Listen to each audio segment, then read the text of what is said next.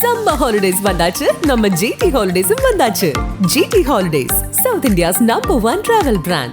Stone bench மற்றும் 2D entertainment தயாரிப்பில் கார்த்திக் சுப்ராஜ் இயக்கத்தில் சூர்யா நடிக்கும் ரெட்ரோ வெற்றி நடை போடுகிறது. ACA engineering college and autonomous institution. Counselling code 1114. For more details acaec.ac.in. அவலூர்வாலா ஷூட்டிங்கில் நண்பர் செல்வா, அஜித்து, நான் அவர் இந்த படம் நடிக்கும் போதெல்லாம் அவருக்கு பேக் பெயின் வந்து துத்தப்பூர்.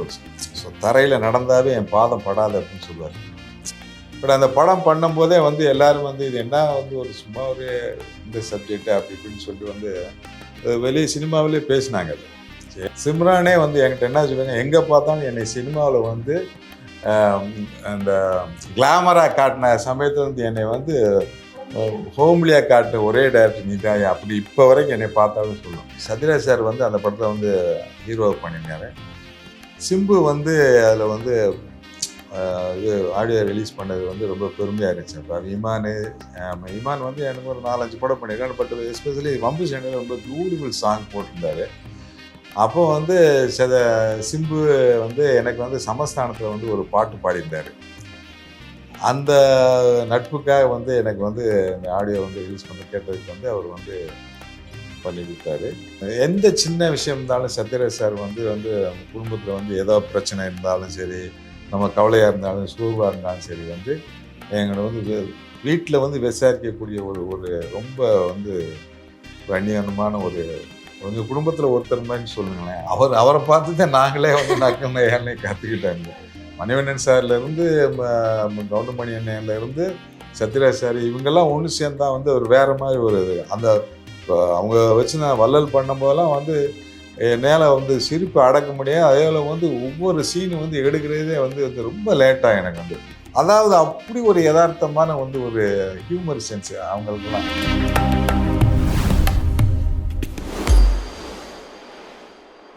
42 years of Raj Kapoor.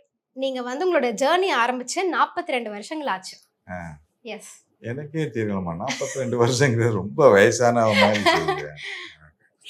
So என்னுடைய ஜேர்னிங்கிறது வந்து எப்பயுமே நான் ஆரம்பத்தில் எப்படியோ இப்போயும் அப்படித்தான் நான் இருக்கேன்.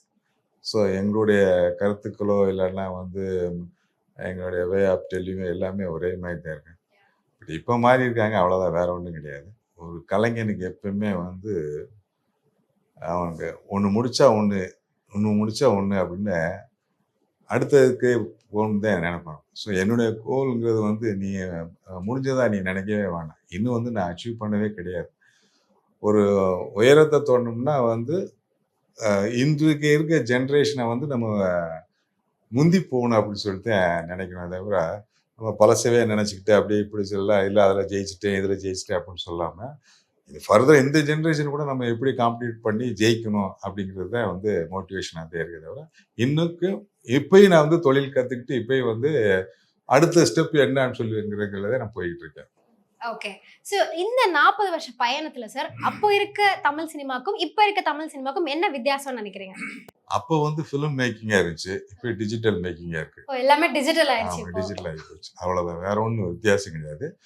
அதே கதை தான், அதே பாசம் தான், அதே காதல் தான், அதே அன்பு தான், எல்லாமே ஒன்று. டிஜிட்டல் மயமாகி போச்சு, கொஞ்சம் டெக்னிக்கல் ரொம்ப கொஞ்சம் அட்வான்ஸாக இருக்குது. ஸோ கதை அப்படின்னு ஒன்று இருந்துச்சுன்னா வந்து இன்றைய காலகட்டத்தில் ஜெயிப்பாங்க.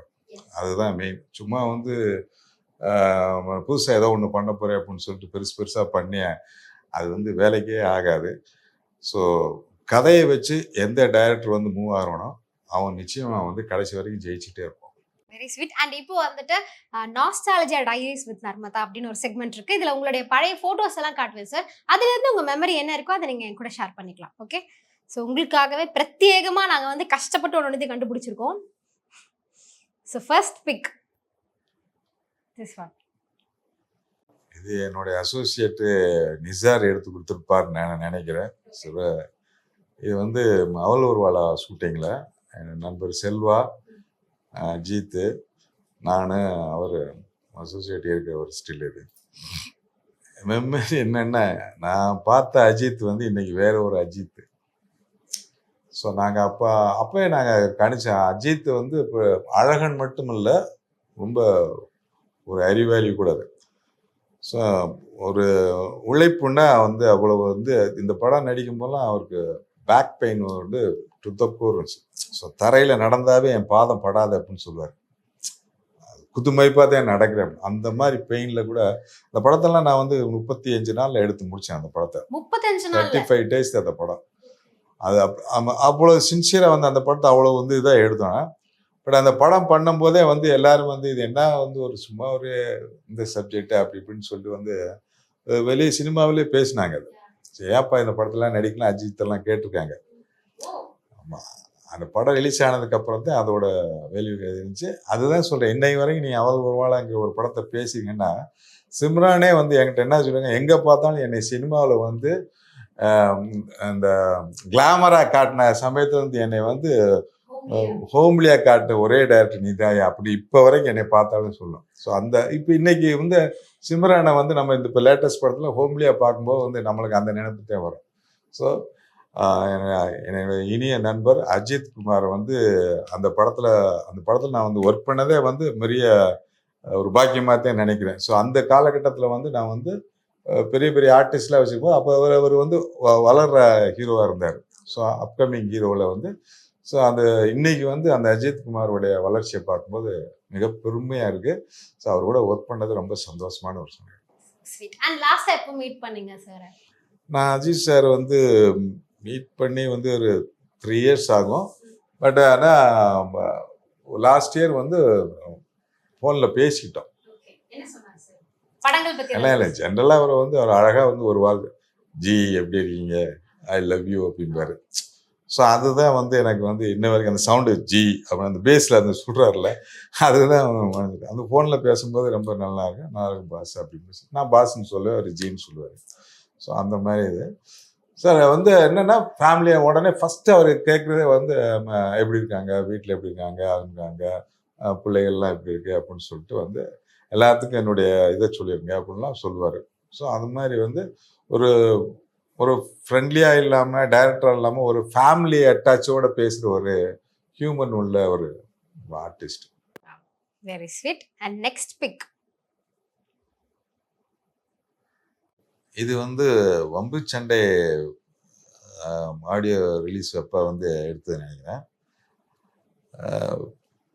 ரொம்ப பெருமையாக இருக்கேன். நான் வந்து அப்போ வந்து சத்யராஜ் சார் வந்து அந்த படத்தில் வந்து ஹீரோ பண்ணியிருந்தாரு. சிம்பு வந்து அதில் வந்து இது ஆடியோ ரிலீஸ் பண்ணது வந்து ரொம்ப பெருமையாக இருந்துச்சு. அப்போ இமான் வந்து எனக்கு ஒரு 4-5 படம் பண்ணியிருக்காரு. பட் எஸ்பெஷலி வம்பு சண்டையில் ரொம்ப பியூட்டிஃபுல் சாங் போட்டிருந்தாரு. அப்போ வந்து சிம்பு வந்து எனக்கு வந்து சமஸ்தானத்தில் வந்து ஒரு பாட்டு பாடியிருந்தார். அந்த நட்புக்காக வந்து எனக்கு வந்து இந்த ஆடியோ வந்து ரிலீஸ் பண்ணி கேட்டதுக்கு வந்து அவர் வந்து பண்ணி கொடுத்தாரு. எனக்கும் சத்யராஜ் சாருக்கும் உள்ள வந்து ஒரு பாண்டிங் வந்து ரொம்ப, நான் வந்து கிட்டத்தட்ட ஒரு 6 படம் வந்து அவரை வச்சு டைரக்ஷன் பண்ணியிருக்கேன். அவர் படத்தில் வந்து ஒரு 10-15 படம் நான் நடிச்சிருக்கேன்.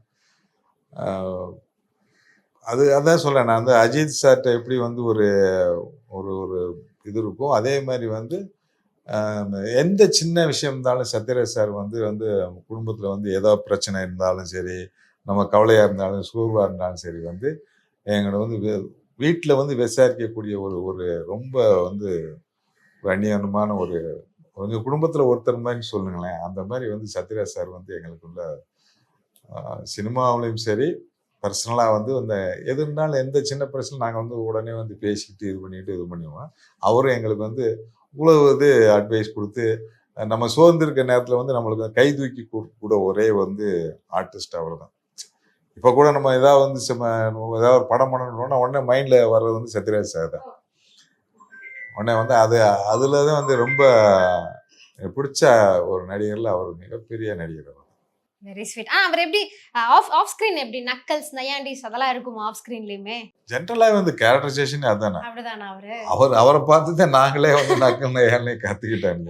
மணிவண்ணன் சார்ல இருந்து கவுண்டமணி அண்ணன்ல இருந்து சத்யராஜ் சார் இவங்கெல்லாம் ஒன்று சேர்ந்தா வந்து ஒரு வேற மாதிரி ஒரு இது. அந்த அவங்க வச்சு நான் வள்ளல் பண்ணும்போதெல்லாம் வந்து என்னால் வந்து சிரிப்பு அடக்க முடியாது. அதே வந்து ஒவ்வொரு சீனு வந்து எடுக்கிறதே வந்து ரொம்ப லேட்டாக எனக்கு வந்து 3 பேர் சேர்ந்து ஒரு காம்பினேஷனில் நடித்தாங்கன்னா வந்து நம்மளுக்கு வந்து இவர் ஒரு நம்ம எழுதி கொடுத்த வேற இருக்கேன். ஆனால் அவங்க வந்து அங்கே வந்து பண்றது வேறையா இருக்கு. வேறு பில்டப் பண்ணி வேற வந்து சத்யா சார் ஒன்று பேசுவார், கவுண்டமணி ஒன்று பேசுவார், மணிவண்ணன் சார் ஒன்று பேசுகிறார். அது மாதிரி அந்த செட்டே வந்து பெரிய கலவலப்பாக இருக்கும். நம்மளுக்கு வந்து இந்த ஏன்டா அந்த ஷூட்டிங் முடிச்சுட்டு ஏன்டா அந்த ஷூட்டிங் வீட்டிலேருந்து வர்றோம் அப்படின்னு மாதிரி ஒரு வீட்டுக்குள்ளே இருக்க மாதிரி, அதாவது அப்படி ஒரு யதார்த்தமான வந்து ஒரு ஹியூமர் சென்ஸ் அவங்களுக்கெல்லாம்.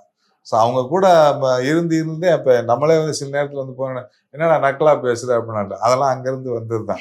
ஸோ அதனால வந்து கூட இருந்தனால கிட்டத்தட்ட ஒரு ஒரு 10-15 வருஷம் வந்து ஒரே ஒன்றா இருக்கிறதுனால வந்து இப்போ நான் பேசுறதே சத்யா சார் மாதிரியே இருக்குன்னு சொல்லுவாங்க. ஆமா சம்டைம்ஸ் இந்த ஸ்லாங் ஒரே ஆமாம், மாதிரி அதே மாதிரி. ஆனால் பட் அவர் ஸ்லாங்ஸு எனக்கு நான் மதுரைக்காரன், அவர் கோயம்புத்தூர்கார். ஆனால் பட்டு அங்கே செட் ஆனதுனால எங்களுக்கு வந்து அந்த அந்த ஸ்லாங்லாம் வந்துருச்சு அது. ஸோ அதனால் நக்கல் நையாண்டி வந்து ஜென்ரலாகவே இருக்கு.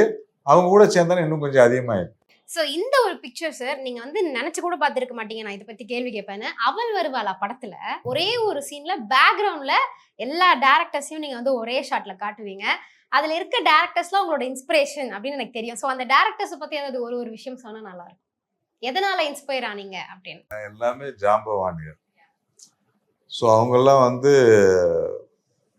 ஒவ்வொருத்தங்களும் சொல்லணும்னா வந்து நீங்கள் வந்து ஒரு 3 மணி நேரம் எடுக்க வேண்டியது வரும். அப்புறம் நான் தான் ஆர்டராக போனேன். நம்ம ரசித்து உள்ள ஒரு கிரியேட்டிவ் டைரக்டர் எல்லாத்தையும் செல்வமணிலேருந்து சங்கர் சார்லேருந்து சுந்தர்சி சார் முதல் பண்ணிட்டு நான் போட்டிருப்பாங்க. அதில் பாலச்சந்தர் சார், பாரதி ராஜா, மகேந்திரன் சார், அவங்களுக்கு பிடிச்ச டைரக்டர் ஸ்ரீதேவி சார் எல்லாத்தையும் அதில் போட்டிருப்பேன். ஸோ அதெல்லாம் அந்த நம்ம பேனர் வைக்க முடியாது, அவ்வளோக்கு எண்ணிக்கையில் அடங்க முடியாத இயக்குநர்கள் இருக்காங்க.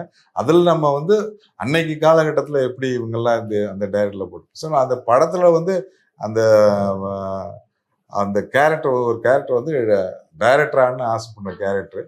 ஸோ என்னுடைய ஆசையில் பூராத்தையும் அவர் மூலியமாக திணிச்சு, ஸோ அவர் மூலியமாக வந்து இவங்களுக்கெல்லாம் வந்து என்னுடைய ஆசையை வந்து இவங்கெல்லாம் வந்து நான் வந்து வழிகாட்டி மாதிரி ஒரு ஒரு டெக்னிக்கலாக வந்து மிகப்பெரிய அந்த காலகட்டத்தில் அவ்வளோ பெரிய ஜாம்பவான்களாக இருந்தாங்க.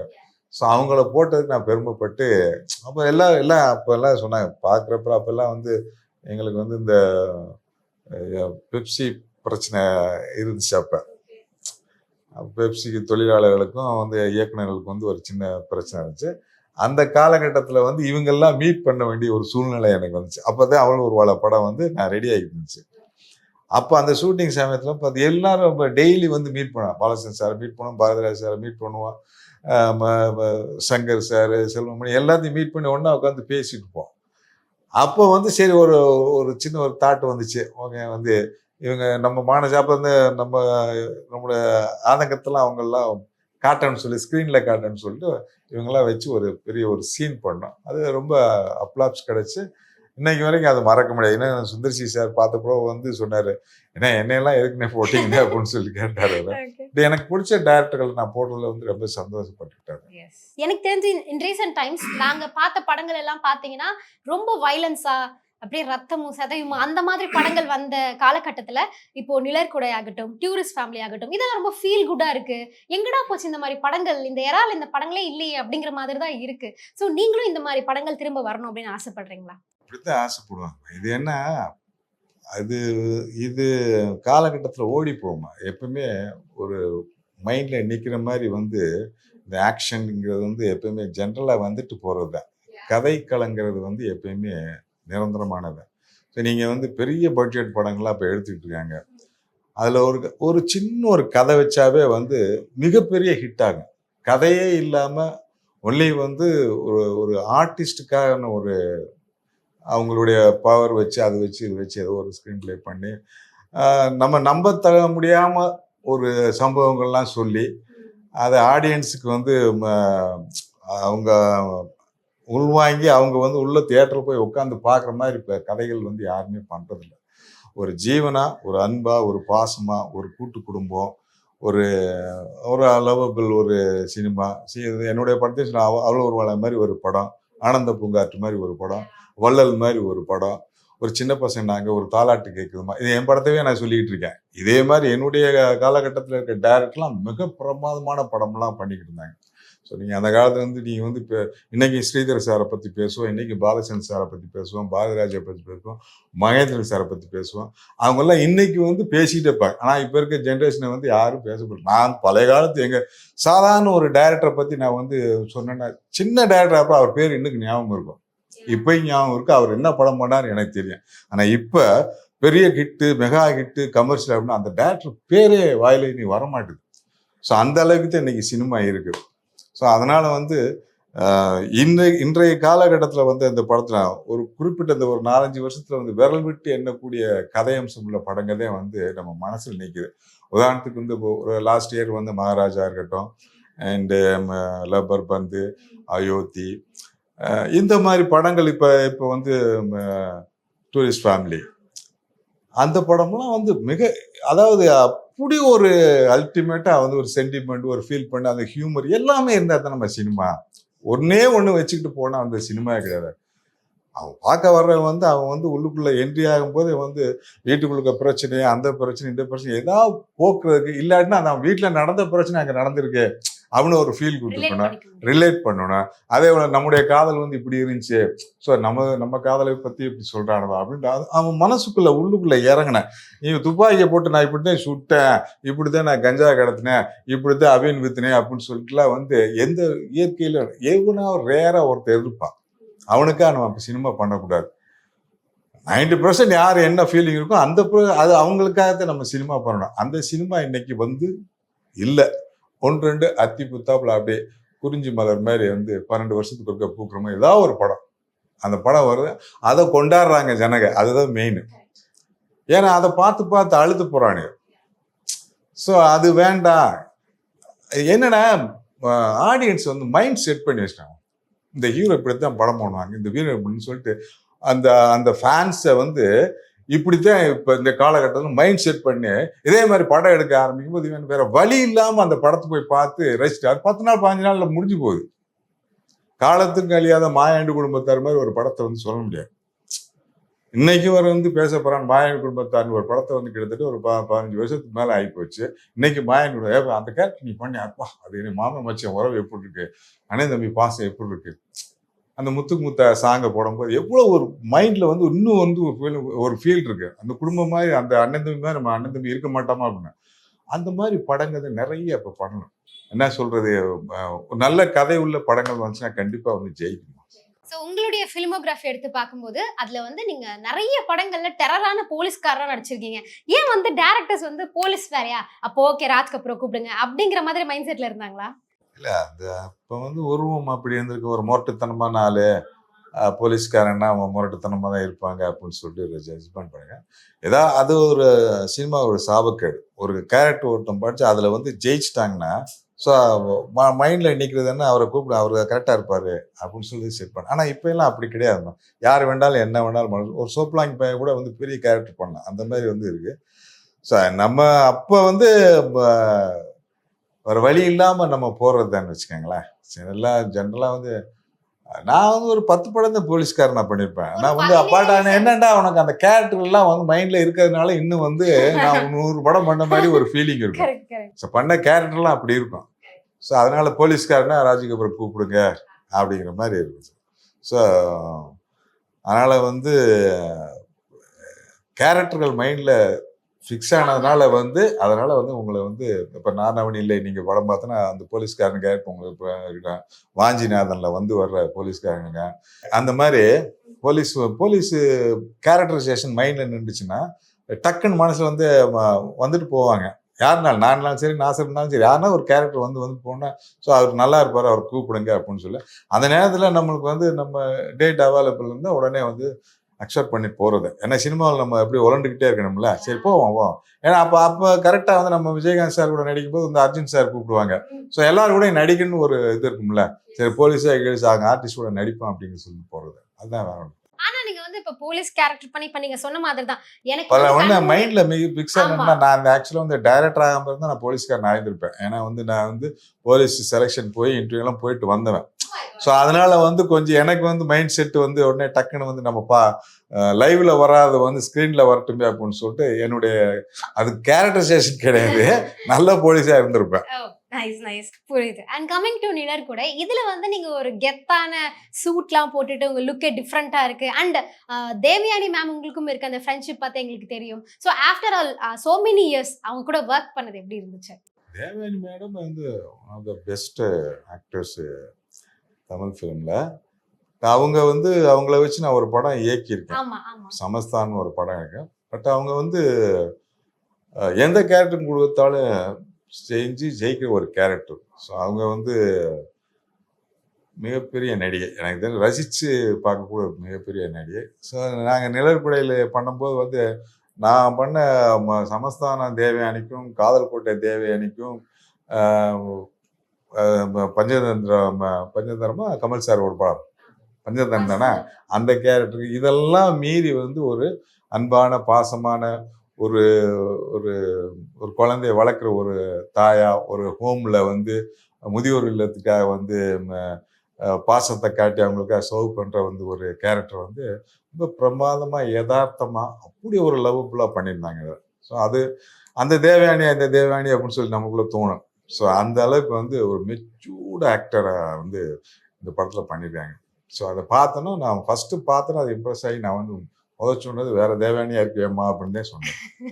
ஓகே. அண்ட் நாங்க வந்து தமிழ் மக்கள் நிறைய படங்கள்ல உங்களை பார்த்ததுக்கு அப்புறமா ரீசெண்ட் டைம்ஸ்ல சீரியல்ஸ்லயும் பார்த்து எல்லாருமே கொண்டாட ஆரம்பிச்சாங்க. ஏன்னா பொதுவா தமிழ் சீரியல்ஸ் எல்லாமே சூப்பர் ஹிட் ஆகும். அந்த வகையில அடுத்தடுத்து நீங்க ஏதாவது கொடுப்பீங்க அப்படின்னு வெயிட் பண்ணாங்க. பட் வந்து நீங்க ரோஜாவோட வேற எந்த சீரியலுமே பண்ணல. ஏன் சார்? ஃபிலிம் மேக்கிங் பண்ணிட்டு இருக்கும்போது திடீர்னு எனக்கு வந்து நந்தினிங்கிற ஒரு சீரியலுக்கு டைரக்ஷன் பண்ணுறதுக்காக சுந்தர் சி சாரும் குஷ்பு வந்து கூப்பிட்டாங்க.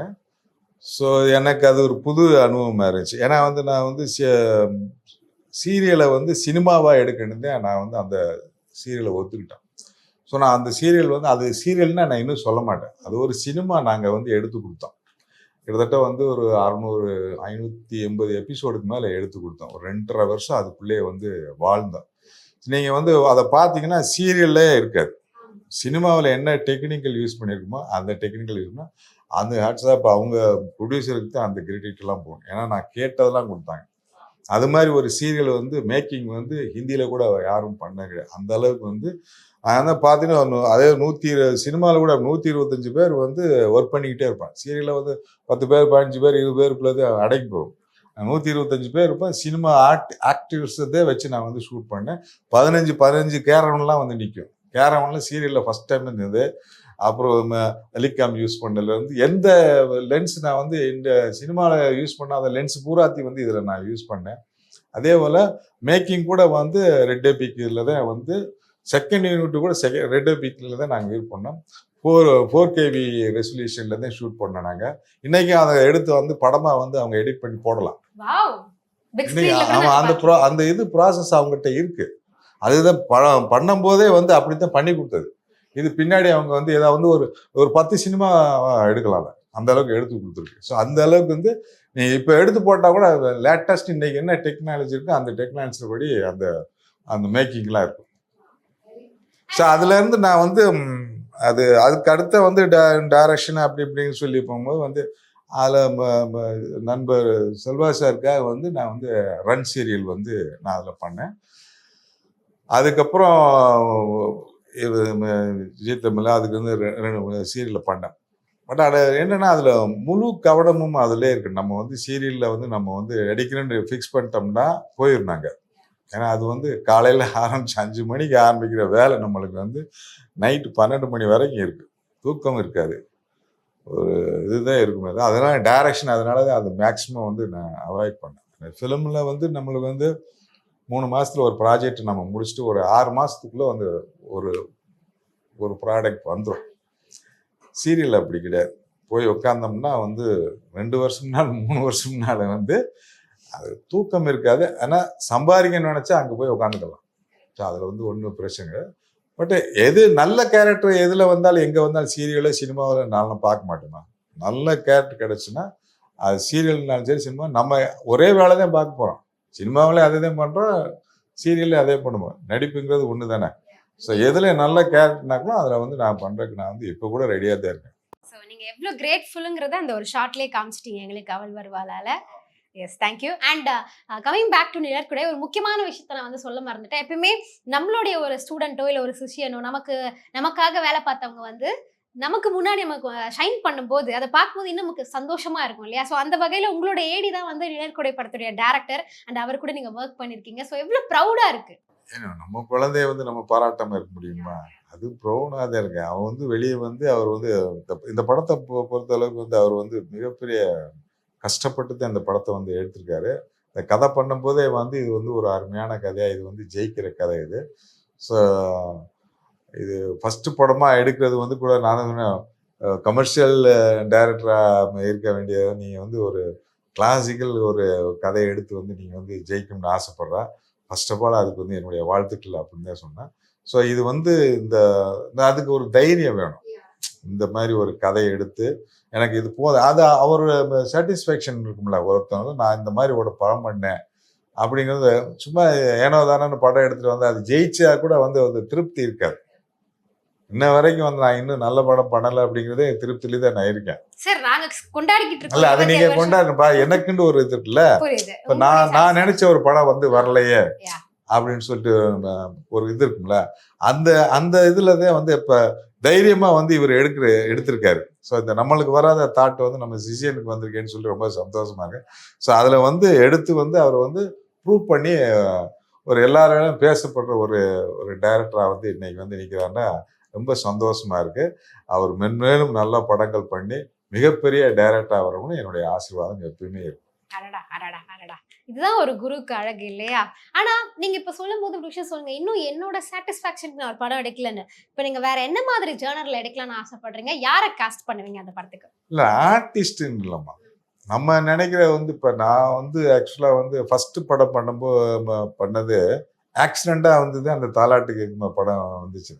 பட் நான் வந்து வேற ஒரு ஆக்சுவலா அப்பயே நான் வந்து ஒரு பீரியட் ஃபிலிம் பண்ணணும்னு சொல்லிட்டு ஒரு பிரிட்டிஷ் இதை வச்சு ஒரு லைவ் ஒரு லைக் இந்த குற்ற பரம்பரை மாதிரி ஒரு கதை நான் வந்து அப்பயே வச்சு இன்னும் வரை அதை எடுக்க முடியலை என்னால். ஸோ அது அப்பயே நான் செலவு உள்ள ஒரு படத்தை அது வந்து பேசினேன். 1942 நடந்த ஒரு சம்பவத்தை வச்சு நான் பண்ணலான்னு ஒரு பிளான் பண்ணி வச்சுருந்தேன். ஸோ அதுக்கு தான் நான் வந்து ஃபுல் ஸ்கிரிப்ட் நான் வந்து பண்ணி வச்சுருந்தேன். பட் ஆக்சிடென்ட்டாக பிரபு சார் வந்து எனக்கு வந்து ஒரு 15 நாள் டேட் தர படம் பண்ணுறியா அப்படிங்கும்போது இது சந்தர்ப்பத்தை நம்ம வந்து பயன்படுறோம். பட் அதுலேயும் வந்து என்னுடைய ஒரு லேடிஸோட ஒரு இன்னொரு ஃபீலிங்கை வச்சுதான் நான் வந்து சின்ன அந்த யாருமே அந்த கதையை எடுக்க மாட்டாங்க. அவ்வளோ தைரியம்லாம் இப்போல்லாம் வந்து எவனுக்கு வராது. தாலாட்டு கேட்குமா படம் வந்து ஒரு முதல் மேல் போன மாதிரி தான், இப்படி விழுந்தா அப்படியே இப்படி இருந்தால் அப்படி தான். பட் அதை ஒரு ஸ்க்ரீன் பிளே பாக்கியராஜ் சார் தாட்டித்தே அவர் ஸ்க்ரீன் பிளே ஸ்டைலில் வச்சு அதை ஹியூமராக கொண்டு போய் அந்த கதையை வந்து எப்படி ஜெயிச்சோங்கிறதே அதில் வந்து அந்த படம் நான் சொல்லுவேன் 35 நாள் தான் எடுத்த படம். அது வந்து ரொம்ப சாதாரணமாக வந்து அப்படியே தான் எடுத்தேன். பிரபு சார் வந்து நம்ப மாட்டேன் 20 நாள் டேட்டில் வந்து அந்த படத்தை நாங்கள் முடித்தோம். ஹீரோயின் ஓரியன்டல் சப்ஜெக்ட் வர்றது, ஒரு குழந்தை பெற்றுக்கு ஒரு பொண்ணு பயப்படுற, அவ்வளோதான். கடைசியில் அவர் 2 குழந்தை பிறந்தா, இதுதான் கதை. இந்த லைனை வச்சுட்டு நான் வந்து ஃபுல் ஸ்க்ரீன்ல ஒரு 2.5 மணி நேரம் ஒரு கதை நான் பண்ணி அது ஹியூமர் பண்ணி அது அந்த காலகட்டத்தில் மிகப்பெரிய படங்களோட மோதி ஜெயிச்ச படாது. இந்த தீபாவளியில் வந்து அந்த நாள் இன்னும் மறக்க முடியாத. அதை இந்த உங்க சேனல் மூலியமா வந்து பிரபு சாருக்கு நன்றியை தெரிவிச்சுக்கிறேன். அவங்க so very sweet of you. நிறைய விஷயங்கள் எங்ககிட்ட ஷேர் பண்ணுங்க. நீங்கள் இன்னும் உங்களுடைய விஷன் பெருசு அப்படின்னு எனக்கு தெரியுது இந்த இன்டர்வியூ மூலமாக. அந்த விஷனில் இருக்கிறது எல்லாமே கூடிய சீக்கிரம் மிஷன் ஆகட்டும் அப்படின்னு வந்து வாழ்த்துக்கள் தெரிவிச்சுக்கிறேன். Thank you so much for joining. Summer holidays வந்தாச்சு, நம்ம ஜிடி ஹாலிடேஸும் வந்தாச்சு. GD holidays, south India's number 1 travel brand. Stone bench மற்றும் 2D என்டர்டைன்மெண்ட் தயாரிப்பில் கார்த்திக் சுப்ராஜ் இயக்கத்தில் சூர்யா நடிக்கும் ரெட்ரோ வெற்றி நடை போடுகிறது. ACA engineering college and autonomous institution. Counselling code 1114. For more details, acaec.ac.in.